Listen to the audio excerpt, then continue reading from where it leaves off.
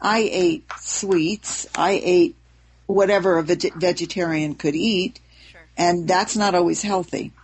I think that one of the most amazing things I've learned, processed food, which you can eat as a vegetarian, you cannot eat as a raw person. Right. You're eating. That's one thing I really noticed when I'm looking at the vegetarian lifestyle. Yeah. Is in a lot of cases, if you go to a vegetarian website and where they provide you with recipes and all that kind of thing, you find lots of recipes that maybe they don't have dairy products, or maybe some do, or maybe they don't have any meat or animal products. But a lot of the recipes have white refined flour, white refined sugar, shortening and margarine and butter and all that kind of thing. Right. And I think people keep educating themselves. And aside from wanting to eat healthy, I find cooked foods very addictive.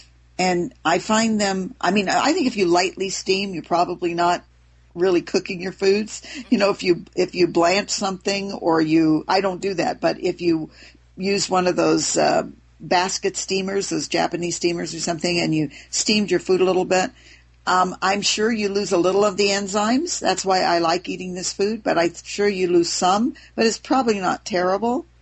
Mm-hmm. I think that's a possibility. I even think if people want to eat fish, I don't, but I think I have a lot of environmental reasons why I don't, besides my ethical reasons, and I love fish. If I say I miss anything, it would probably be that. Even more than cheese or something like that. But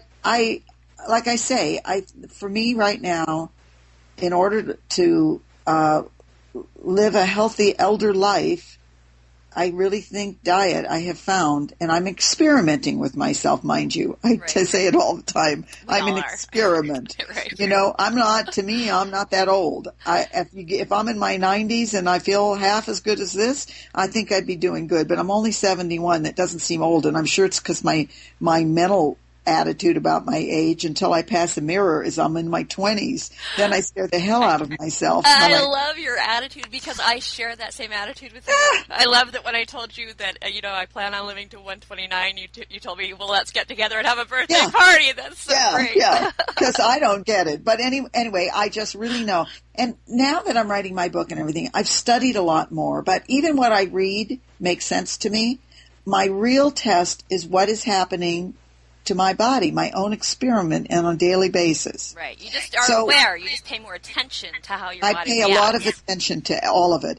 Mm-hmm. So now, in the beginning, I was very excited, which I still am, about raw food, and I thought this is really wonderful. And I went on a detox for a week, and I didn't have any cravings after that. I started to really realize that other food wasn't good. And then on occasion, I'd have a craving. I actually went to Italy last year and stayed raw. I had a couple of things that I had. I did have an espresso because you just can't go there and not have one. Right. I took a slice of Mike's Pizza and had a little bit of that. I had gelato, which I'm sorry, the gelato just doesn't fit in any category to me because I've always had a gelato addiction. So I don't even count like I was off my diet. It's like part of my blood. Yeah. So I had that, but I ate fresh tomatoes from the markets. We had a kitchen we were there for 6 weeks, and I just found food to eat. I had roasted vegetables one time, but I really stayed on the raw diet. I ate salads, and it wasn't as interesting as when I'm home, but the food was so fresh and wonderful and delicious. So I can travel. I can go anywhere. I go to a restaurant. I don't even look at the whole menu. And I'm a foodie. Let me just tell you, I watch cooking shows. That's what I was going to ask you, is if you don't feel deprived, because I think that one thing that a lot of people who are new to raw foods experience is that social challenge, that they feel like they're either kind of a social outcast. They feel like they can't really eat what everyone else is eating, and they don't know what to do about that. And so they just go back to eating cooked foods. Well, that is a problem. But I think there's a couple things. Is that you have to give yourself enough time to change your cravings. And you have to, like I say, maybe for some people it's easy because they feel healthy anyway and they just think they'll be healthier. For me, I just felt it was paramount for my future health. I did have high blood pressure. I'm working on that. I brought my cholesterol down. I brought my high blood pressure down. I have no aches and pains for arthritic things that started to happen one day. I started to feel sore joints. I have nothing like that at all. That's amazing. So for me, I don't want to mess around. But I understand if I can do it, and I want to tell you, I'm an excellent cook. I'm a gourmet cook. That's one of my questions for you. Oh. I was looking at pictures of food you've created on your Facebook page. And raw foods, yeah. Right. And I've been that way as a regular cook. I was, gourmet cook. Everybody who comes to my house and eats are always oohing and ahhing, and I don't have as many dinner parties.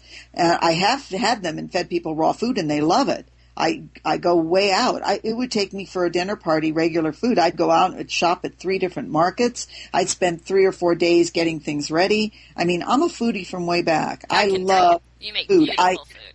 I have been to every restaurant where I think there's a good chef that I could go to. And when I traveled in Italy before, it's like that's all I did was I marked down all the restaurants. This time I wrote down all the farmers markets. So, what's happened is that I have finally learned in the raw food world to make anything I have a taste for. I can usually duplicate something. I make great enchiladas that are raw. I use my dehydrator. It's like my little oven to me. Right. I learned how to use it in a really good way. My boyfriend doesn't eat raw all the time. I've made him burgers and certain things that I know he wants, and then I'll make them. And, when he gives me the thumbs up, I know it's really a good thing that's going in the book. And he wanted a raw brownie for his birthday with vanilla ice cream. I made all that raw, and it was just unbelievably delicious. But just for me, I don't really cook like that all the time. Yeah, but I looked at your raw brownie. My Facebook page, yeah. And I was going to ask you that birthday brownie. It looks like with raw vanilla ice cream. Yeah, that's it. I'm going to specifically ask you and put you on the spot and ask you if you'd be willing to share that recipe. I never tease people on Facebook. It drives me crazy when someone tells you something and then they're saving it. Anything I post, all you have to do is click the picture, and in the comment section, you're going to find the recipe. No kidding. Yeah, I post everything. I think there's only one thing I didn't post because I didn't have it perfected yet. And it was my raw almond joy. And people wanted them, but I didn't have it right. But now I think I do, and I'll go back and post it as soon as I look it over one more time and make it. But I post everything. Oh, my gosh. They're going to be in my book along with other things, but I'm not a tease. I want people to enjoy it. And I have a lot of parents now who told me they're making those raw burgers for their kids, and they think, it's fantastic. That recipe is very good, the raw burger recipe. It was my boyfriend likes In-N-Out Burger, and so I said, I'm going to duplicate it. And he always ate it protein style on lettuce. So I worked to perfect that. He's eaten them at all these raw restaurants and never liked them. He said they're too dry. So I made one that I finally thought would satisfy him, and he loved it. I actually posted a YouTube video with him doing thumbs up. No kidding. Yeah, and it really is good. And I made that secret sauce. It was more like a Thousand Isle dressing thing, and I put tomatoes and onions and all the stuff that people like on their hamburgers, and they are really fantastic. When I make them for myself, I don't, that's with the sprouted grain. Mm-hmm. When I make them for myself, most of the time I use the pulp from my juicing. Right, like carrot pulp and everything. Yeah, carrot and celery and stuff, and then I chop up a few more things, and I put in, I either make a seed cheese or I just put in the seeds, and I make a patty and dehydrate it, and I'm thrilled with that. I noticed on one of the video interviews I was watching with you that you had mentioned that you have used your dehydrator, but that the longer you're raw, the more simple you find your diet becoming.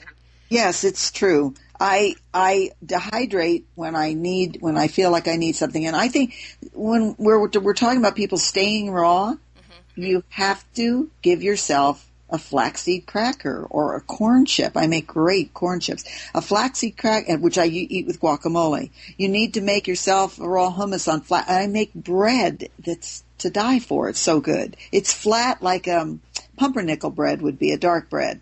To stay raw, you need to have other things. Like when you say that you eat 80% raw, what do you eat the rest of the time?